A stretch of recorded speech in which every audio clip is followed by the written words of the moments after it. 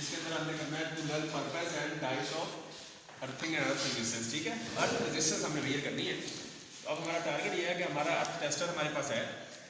Resistance measure करने के तीन तरीके, तीन तरह की बल्कि रेजिस्टेंस है। ठीक है, पहली रेजिस्टेंस है आपकी जिसको कहते हैं जो कि कंडक्टर की रेजिस्टेंस होती है, कंडक्टर की। ठीक है, तो कंडक्टर की रेजिस्टेंस होगी है कंडक्टर की, दूसरी रेजिस्टेंस होगी आपकी इंसुलेशन की, और तीसरी रेजिस्टेंस होगी अर्थ की।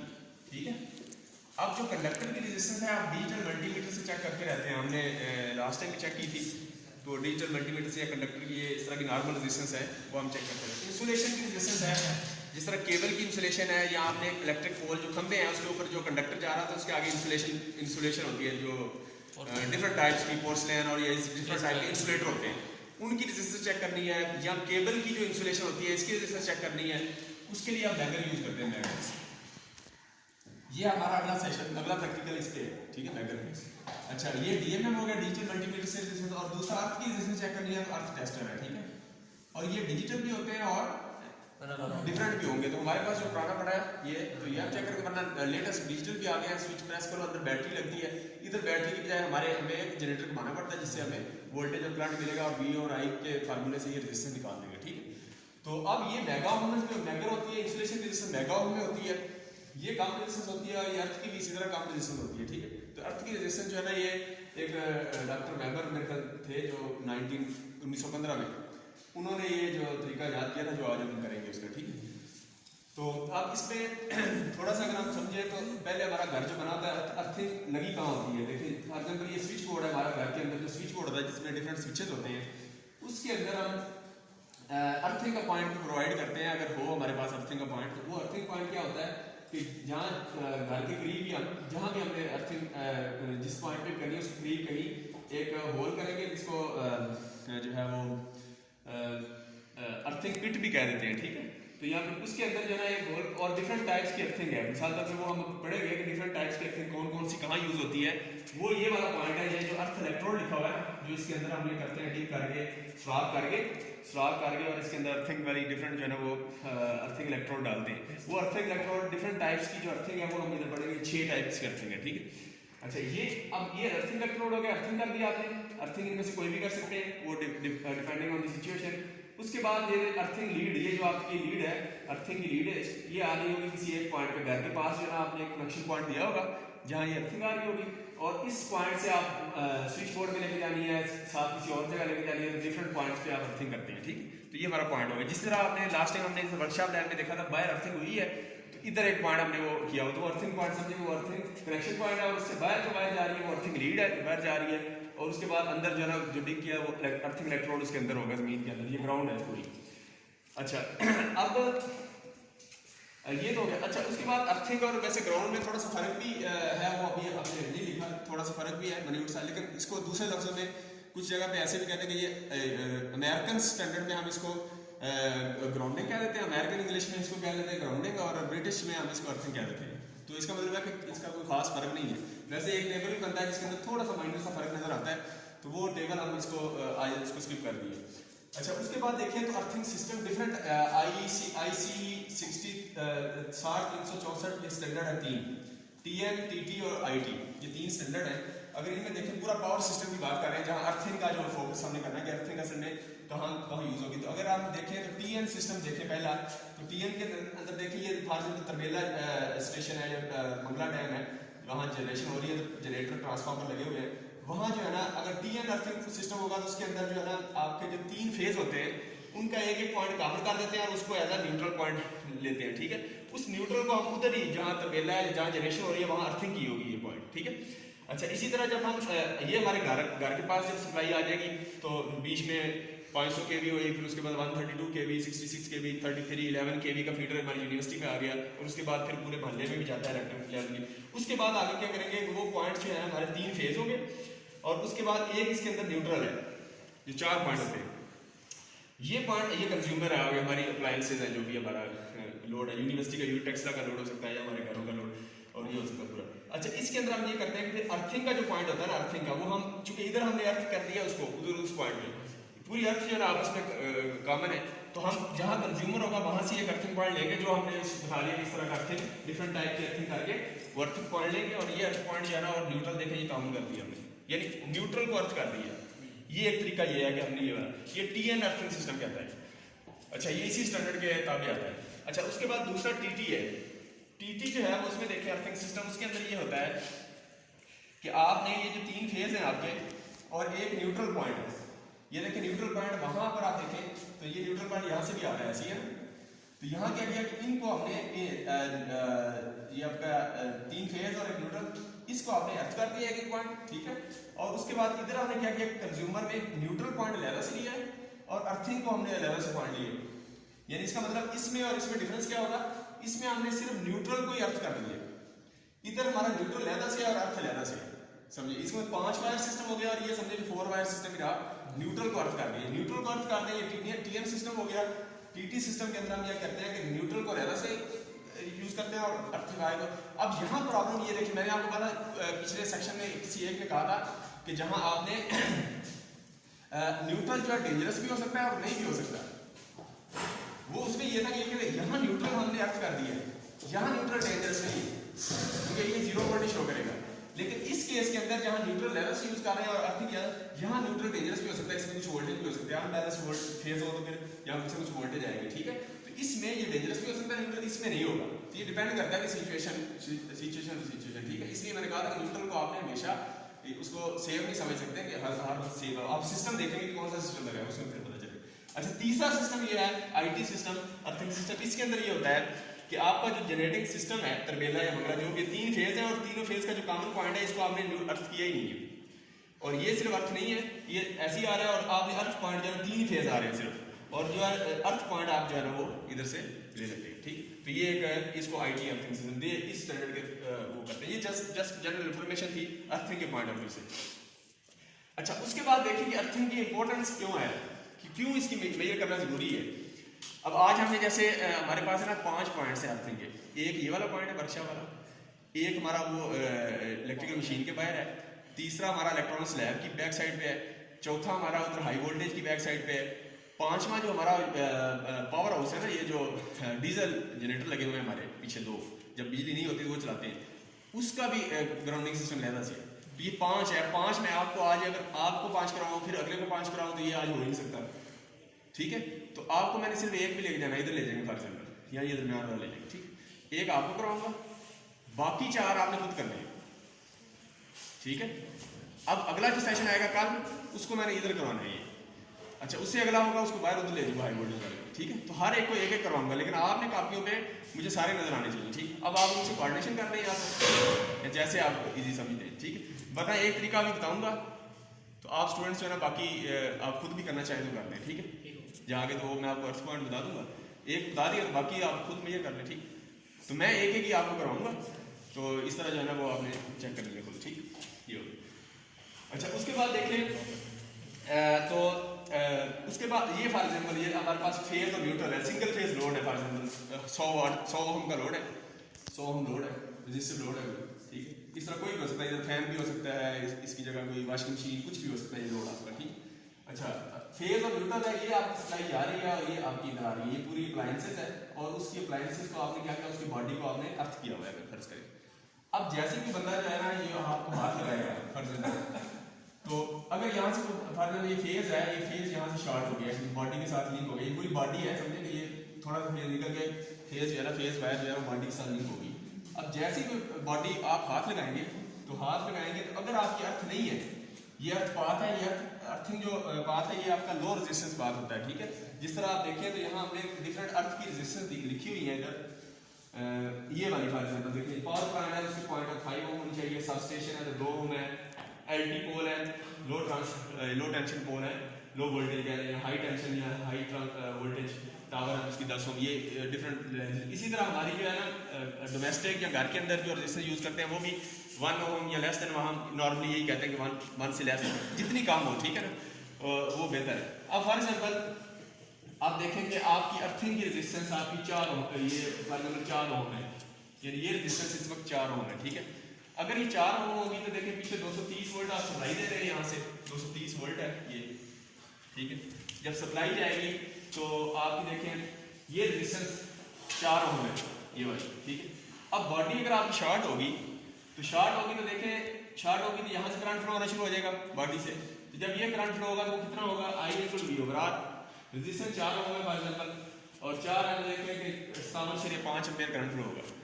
अब 57.7 इतना करंट फ्लो होगा तो आपने पीछे ब्रेकर लगाए होंगे, एमसीबी जो लास्ट टाइम हमने पढ़ा है एमसीबी, तो एमसीबी है तो वो अप्लायंस वो उसको ट्रिप करवा देगा इतने ज़्यादा एम्पीयर पे। या ईएलसीबी अर्थ लीकेज सर्किट ब्रेकर है वो भी ऑपरेट होगा तो ये इसको वो ट्रिप करवा देगा, ठीक। तो ये अगर ट्रिप हो जाएगा, सिस्टम ट्रिप हुआ तो आपको पता चल जाएगा कि समथिंग कोई फॉल्ट आ गया है, ठीक है। तो आप उसको फिर उसको चेक करेंगे और चेक करके उसको इस फॉल्ट को खत्म कर देंगे, ठीक। अच्छा दूसरा केस ये है कि देखिए फॉर एग्जांपल ये लोड 100 ओम का लोड लगा हुआ है, 230 वोल्ट है, यानी आपकी अभी कुछ भी नहीं है, यानी ये शॉर्ट नहीं है, ये पॉइंट अभी बॉडी के साथ कनेक्ट नहीं है, तो नॉर्मल करंट आपको कितना होगा 230 डिवाइड बाय 100। ये cos थीटा अभी मान ले रहे हैं, अदरवाइज cos थीटा भी आता है, v इक्वल टू ये आपका क्या है ना v equal to i r cos थीटा। हां तो ये v 230 ओवर 100 तो ये 2.3 एंपियर करंट आ गया, ठीक है। ये नॉर्मल करंट ये है। अच्छा अब आप देखें कि अगर आपकी अर्थिंग नहीं है फॉर एग्जांपल, आपने बॉडी ने हाथ लगाया शॉर्ट बहुत है यार, आपकी रेजिस्टेंस हमने चेक की थी लास्ट टाइम शुरू में जब प्रैक्टिकल किया था, आपने कुछ ड्रिल की थी ना, मल्टीमीटर से चेक की थी, तो नॉर्मली जो है ना आपने कितनी देखी थी रेजिस्टेंस, आप कितनी आई थी रेजिस्टेंस कितनी थी अभी चेक करते हैं, इसको करते हैं रेजिस्टेंस पे तुझे हाथ लगाओ कर लो कितनी आ रही है किलो पे करें। हाँ ये तो ये मेगा में वैसे आ रही है अभी 2.7 मेगा इनकी आ रही है, ठीक है आप करें तो ये इस तरह डिफरेंट आ रही है। अच्छा इसी तरह ये तो हैंड टू हैंड है, इस तरह हैंड टू फिट जो है वो डिफरेंट होगी, ठीक है हैंड टू फिट, ठीक है। तो ये रेजिस्टेंस निकालेंगे। फॉर एग्जांपल हमारी रेजिस्टेंस नॉर्मली जो हम 1000 ओम ले लेते हैं, अगर हमारी रेजिस्टेंस 1000 ओम है इतनी होती है, अगर 1000 ओम है तो आप क्या होगा 230 डिवाइड बाय 1000 तो कितना 230 मिली एम्पीयर करंट फ्लो होगा। तो 230 आपने एक टेबल भी बनाया था जिसमें हमने देखा था कि 230 इसमें आप बेहोश भी हो सकते हैं, ये मतलब डेंजरस है, थोड़ा सा आपको झटका लगेगा इसमें। 50 मिली एम्पीयर है तो उसमें थोड़ा सा आपको सेंस होगा और इस तरह, तो ये डेंजरस है इसमें आपको। तो इस तरह ये 230 मिली एम्पीयर आपका करंट इधर से फ्लो होगा, ऐसे ये इधर से गुजर के इधर जाएगा, ठीक। अगर अर्थिंग ना होती, अगर अर्थिंग का पाथ दे देंगे आप, देखिए ये आपकी है 1000 ओम फॉर एग्जांपल, ये आपकी 1000 ओम वाला पाथ है और ये आपका 4 ओम वाला पाथ है। तो अब आप हाथ भी लगाएंगे तो करंट इधर से फ्लो हो जाएगा, फिर लो रेजिस्टेंस बात आप बच जाएंगे। अर्थिंग की कितनी इंपॉर्टेंस है, अदरवाइज बंदा मर जाता है, ठीक है ना। तो ये अब इसी तरह देखें इलेक्ट्रिक पोल पे मैंने लास्ट टाइम बताया था कि इलेक्ट्रिक पोल जिस तरह अभी एक वाकया तो मुझे पता है इस तरह के भी एक भैंस किसी की वो लगी खंबे के साथ इलेक्ट्रिक पोल के साथ, तो उसने उसको खींचना शुरू किया तो वो पाथ बन गया, तो वो भी गया और वो भैंस भी गई, ठीक है।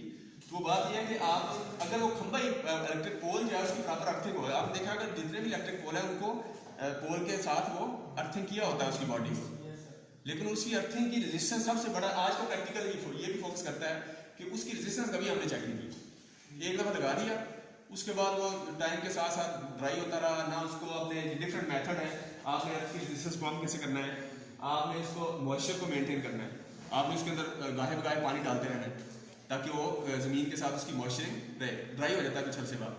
अच्छा उसके बाद आपने उसको कंटेक्ट एरिया उसका इलेक्ट्रोड का जो इलेक्ट्रोड अंदर लगाया आपने, जिसका जो इलेक्ट्रोड के डिफरेंट साइड इधर लिखे हुए हैं अभी उसको देखेंगे, तो वो जो इलेक्ट्रोड लगाया आपने उसका एरिया बढ़ाना है, आपने एरिया बढ़ा दें, कुछ अर्से बाद रंग भी लग जाता है उसको, मतलब मटेरियल ऐसे तो हमने लिया होता है ऐसा कि ये डिफरेंट मटेरियल लिया, फिर भी आपने इसको चेक करना होता है, तो उसका एरिया बढ़ा दें, कम एरिया ज़्यादा कर दें।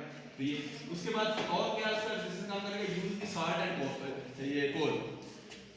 तो नॉर्मल अर्थिंग का जो लास्ट टाइम मैंने आपको बताया था कि अर्थिंग में क्या आप अपने होल करें और उसके अंदर कोयला और सॉल्ट उसकी लेयर्स रख लें, ठीक। तो ये आप उसके अंदर ये गायब का है, आपको ये भी डालना होता है। अच्छा उसके बाद ये कि ये आपका उसको रेजिस्टेंस को काम करता है बॉडी के साथ, ठीक। और उसके बाद तीसरा इंक्रीज डेप्थ, ठीक है।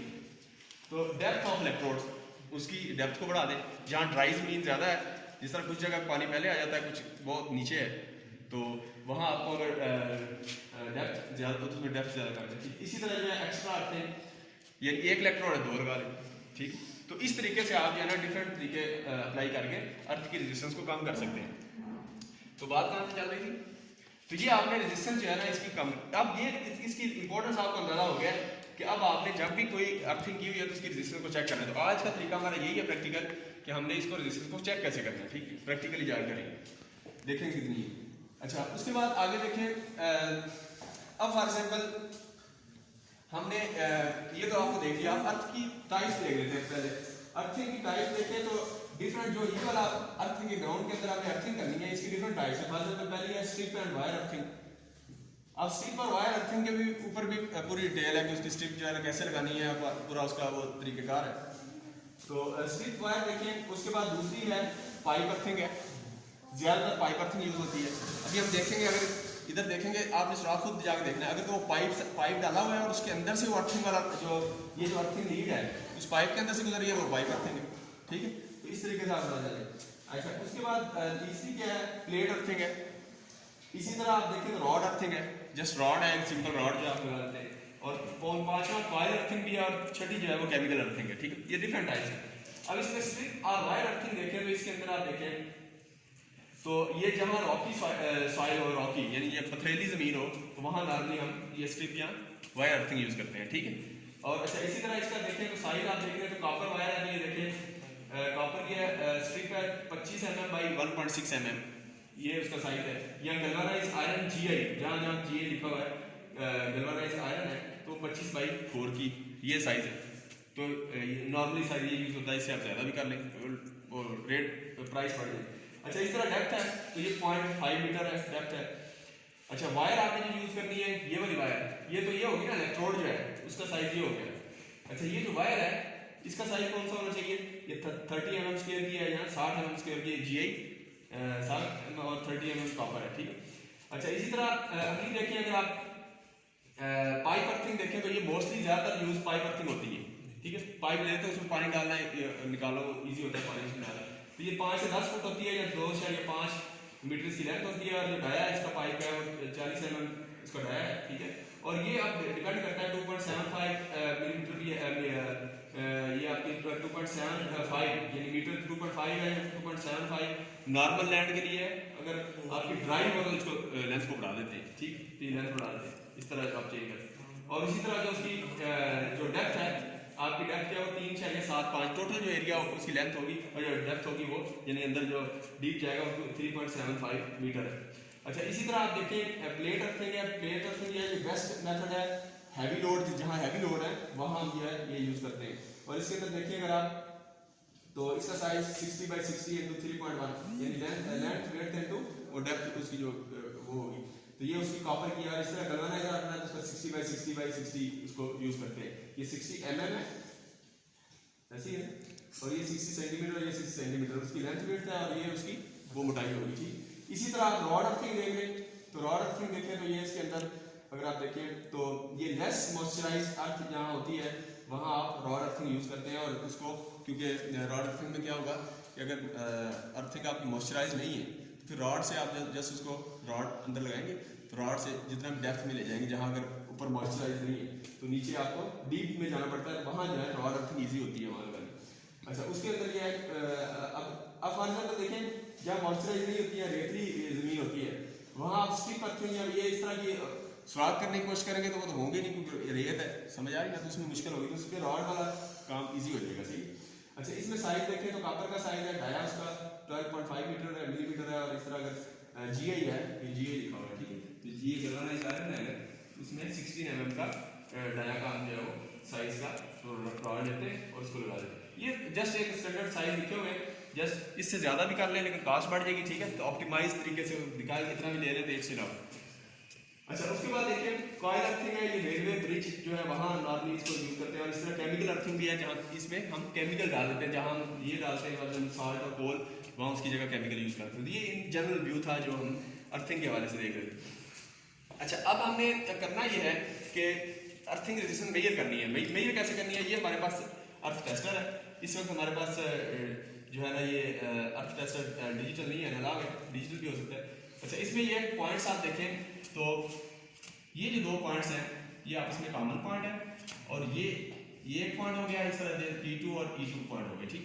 अब इसको लगाया कैसे, हमने करना ये है कि ये वाला जो पहला पॉइंट है इसको हमने जो रेजिस्टेंस आपने जिस इलेक्ट्रोड की या अर्थिंग की रेजिस्टेंस मेजर करनी है ना, उसके साथ आपने ये लगा देना है। ये पॉइंट आपका समझेंगे, ये अभी पॉइंट नहीं लगा होगा, ये इस तरह होगा, ठीक। तो इस पॉइंट पे आप क्या करेंगे, अर्थिंग जहाँ भी हुई है वहाँ आप ये वाला पॉइंट लगा देंगे मीटर का ये पहला, ठीक। और इस मीटर का पहला अगर आप देखें तो इधर भी देखें तो ये मैं उधर ही दिखाऊंगा आपको, ठीक है। तो ये इधर है। अच्छा, उसके बाद देखें दूसरा जो है ये ई हो गया, ये जिस चीज़ की हमने रेजिस्टेंस मेजर करनी है। उसके बाद दो पॉइंट और है, उसके बाद नेक्स्ट पॉइंट होगा दरमियान वाला, उसको दरमियान वाले में लगाना है। ये रॉड्स है, ये देखें, अगर आपको इधर आपको इस तरह के नजर आ रहे होंगे, ये तो ये हम इसको ये देखें, ये इस तरह हमने इसके अंदर लगा देना, ठीक। और इस तरह सी पॉइंट और सी के लिए करेगा इस पॉइंट में, ठीक। तो अब आप देखना ये है कि पी पॉइंट जो है आपका वो दरमियान में होगा और सी जो है वो एंड पे होगा। और इनका दरमियान डिस्टेंस जो है देखें नॉर्मली 20 से 30 मीटर, 20 से 30 मीटर। इसका मतलब ये हुआ कि पी पॉइंट का जो हमारा जिसकी रेजिस्टेंस मेजर कर रहे हैं उससे ये कितना दूर होगा, 20 से 30 मीटर। और जो सी पॉइंट होगा वो जो जिसकी रेजिस्टेंस मेजर उससे कितना होगा, डबल होगा। इसे डबल समझ रहे इस तरह। ये नॉर्मली इतना होना चाहिए, वैसे 10 मीटर भी कहते हैं, 10 मीटर भी रखें तो वो ठीक है। इसका क्या है कि ये डिस्टेंस क्यों रखना है, उसकी लॉजिक इस डायग्राम से समझ आ रही होगी आपको कि ये देखें, ये डिस्टेंस हमने मेजर करनी है। अच्छा, अब हम करते हैं ये कि जब इसको चलाते हैं तो ये एक इसका वोल्ट मीटर होता है, दरमियान वाला पॉइंट जो है ये असल में वोल्टेज मेजर करता है, यानी ये पॉइंट अर्थिंग का, और ये आपने जो दरमियान में लगाया हुआ है ये वाला पॉइंट, ये असल में इनके दरमियान वोल्टेज होती है। और इसी तरह ये वाला रेजिस्टेंस और ये जो आखिरी पॉइंट है इसके दरमियान ये एमीटर होता है, करंट होता है। अब वोल्टेज डिवाइड बाय करंट हमें मिलती है रेजिस्टेंस, इस तरह रेजिस्टेंस निकालते हैं। अब वोल्टेज वाला पॉइंट ये है इसके दरमियान और ये करंट है। अगर ये करंट जो है देखिए फॉर एग्जांपल ये करंट वाला पॉइंट ये वाला है, तो ये जो आप जब ये इसको करेंगे तो इसका क्रॉस सेक्शनल एरिया होगा कि इसके दरमियान रेजिस्टेंस इसकी 0 होगी या बिल्कुल मिनिमम होगी, ठीक है। इस तरह ये है, ग्राउंडिंग वाला सिस्टम है उसकी है। अब आपने देखना ये है कि आपने ये ओवरलैप ना करें, यानी आप इसका डिस्टेंस से इतना दूर हो, अगर ये फॉर एग्जांपल ओवरलैप कर जाए ये डायग्राम और ये करीब आ जाए तो ये जहां जहां ओवरलैप करेगा वहां से शॉर्ट हो जाएगा पाथ। अभी तो ये इसको लगाया ना तो ये रेजिस्टेंस इस तरह मेजर करेगा, यानी जहां जो अर्थिंग आपकी है इस तरह ये पाथ बनेगा ना, तो बीच में अर्थ आ रही है। और अगर ये आपस में शॉर्ट कर जाए तो ये और इसके पॉइंट डायरेक्ट ही शॉर्ट हो जाए फॉर एग्जांपल, तो ये आपका क्या होगा, करंट ज्यादा, तो आपकी एक्चुअल रेजिस्टेंस अर्थ की नहीं आएगी, सही है। तो इसलिए इसको हम दूर करते हैं। इसका तरीका ये है कि सबसे पहले हम ये करेंगे कि इस पॉइंट को, अच्छा इसके अंदर और भी एक पॉइंट हमने देख रहा फॉर एग्जांपल ये जो दरमियान वाला पॉइंट है इसको पहले इधर दरमियान में रखें, फॉर एग्जांपल राइट साइड पर रखा हुआ है। तो दूसरी दफा उसको ये 10 मीटर आप देखें, ये जो 20 मीटर या 30 मीटर इस वक्त हमारा जो है ना वो इस वक्त है ये रेजिस्टेंस, वैसे इसकी वायर की रेजिस्टेंस लेंथ में ये कर लेंगे अब तकरीबन ये 75 जो है ना वो फुट थी और ये 150 है, ठीक है। यानी ज्यादा होनी चाहिए, सही, कम भी हो कोई नहीं, 10 मीटर तक भी होती है तो काम चल जाता है, लेकिन ये इससे डबल होनी चाहिए ये वाली। अच्छा, अब इस पॉइंट को क्या करेंगे कि इसको आप एक दफा फॉर एग्जांपल ये मेरा अर्थिंग पॉइंट है ये वाला, और मैंने ये वाला पॉइंट पी पॉइंट है मैं इस साइड पे ले गया हूँ, यहाँ वहां में ये उधर लगा दिया। तो दूसरी दफा आप उसको इधर लगा दें, तीसरी दफा इधर लगा दें, चौथी दफा इधर लगा दें, तो 4 दफा नहीं, हम 2 दफा ही करेंगे, एक उधर लगा देंगे, दूसरी दफा इस साइड पे लगा देंगे, ठीक है, ताकि वो हम देखेंगे दोनों तरफ से, फिर उसका एवरेज ले लेंगे, ठीक है। तो ये एग्जैक्ट एक्यूरेट मेजर करने का ये भी तरीका है। अच्छा, एक तरीका हमने उससे पहले ये भी करना है कि ये जो पॉइंट्स हैं, ये जो आपका पॉइंट है यानी ये जो मीटर के पॉइंट है ये वाले, ये और ये, इनकी कुछ ना कुछ वायर की भी रेजिस्टेंस होगी। वो एरर खत्म करने के लिए हम ये करेंगे कि ये वायर से लगा देंगे, लगाने के बाद जो वायर के एंड पॉइंट है ना, ये वाला एंड पॉइंट है, ये वाला एंड पॉइंट है, ये वाला एंड पॉइंट, इनको आपस में करेंगे शॉर्ट पहले शुरू में। शॉर्ट करने के बाद मीटर की रीडिंग लेके अगर कुछ ना कुछ रेजिस्टेंस आ रही है, फॉर एग्जांपल 1 ओम या 2 ओम या 1.2 ओम रेजिस्टेंस आ रही है कुछ ना कुछ, ये आखिर में जो हमारी रेजिस्टेंस आएगी उसमें से ये हम माइनस करेंगे क्योंकि ये हमारी वायर की रेजिस्टेंस होगी। अगर ये वायर की, तो इस तरह हम वायर की रेजिस्टेंस को खत्म करने के लिए वो हम करेंगे, ठीक। तो ये हमारा तरीका है। अभी हम जो है ना इसमें क्वेश्चन है पूछ ले बंदा, ये प्रैक्टिकल अभी हम परफॉर्म करेंगे, ठीक। अच्छा, इसको खत्म